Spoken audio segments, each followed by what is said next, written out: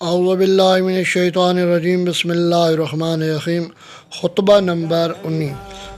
مولا امیر کائنات علی ابن ابی طالب علیہ السلام منبر کوفہ پر خطبہ ارشاد فرما رہے تھے کہ اشعث ابن قیس نے آپ کے کلام پر اعتراض کرتے ہوئے کہا کہ یا امیر المومنین، یہ بات تو آپ کے حق میں نہیں بلکہ آپ کے خلاف پڑتی ہے۔ تو حضرت نے اسے نگاہ غضب سے دیکھا اور فرمایا، تجھے کیا معلوم کہ کون سی چیز میرے حق میں ہے اور کون سی چیز میرے خلاف جاتی ہے؟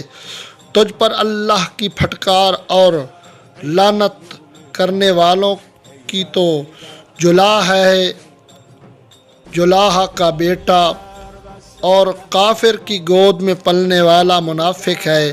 تو ایک دفعہ کافروں کے ہاتھوں میں اور ایک دفعہ مسلمانوں کے ہاتھوں میں اسیر ہوا، لیکن تجھ کو تیرا مال اور حسب اس عیار سے نہ بچا سکا۔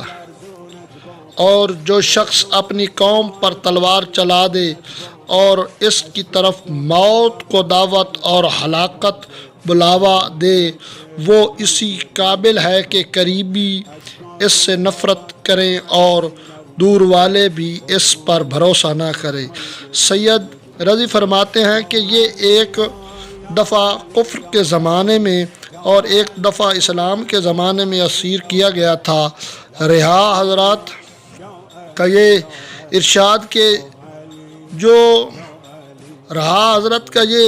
کہ جو شخص اپنی قوم پر تلوار چلوا دے، تو اس سے اس واقعہ کی طرف اشارہ کیا ہے کہ جو اشعث کو خالد ابن زیاد کے مقابلے میں یمامہ میں پیش آیا تھا کہ جہاں اس نے اپنی قوم کو فریب دیا تھا اور اس سے چال چلی تھی، یہاں تک کہ خالد نے اس پر حملہ کر دیا اور اس واقعہ کے بعد اس کی قوم والوں نے اس کا لقب عرف النار رکھ دیا، اور یہ ان کے محاورہ میں غدار کے لیے بولا جاتا ہے۔ اللہم صلی علی محمد و آل محمد۔